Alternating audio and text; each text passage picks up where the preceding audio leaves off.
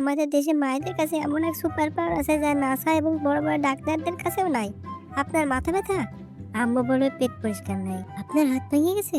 আম্মু বলবে সারাদিন ফোন টিপলে তো হাত ভাঙবেই। মানে সব সমস্যার গোড়া এক জায়গায়। সেদিন আমার একটু জ্বর ভাব।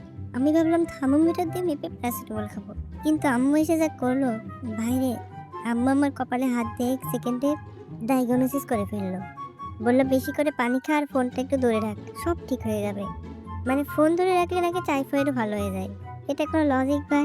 সবচেয়ে ভয়ঙ্কর অস্ত্র হলো সরিষার তেল। কপালে তেল, নাভিতে তেল, পায়ের তলায় তেল।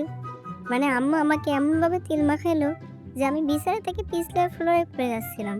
মনে হচ্ছিল আমি কোনো মানুষ না, আমি একটা আস্ত ফ্রাই প্যান যার উপর এখন পরোটা ভাজা হবে। শেষে কি হলো জানেন? জ্বর তো সারলই না, উল্টে তেলের গন্ধে আমার বিড়ালটা আমার কাছে আসা বন্ধ করে দিল।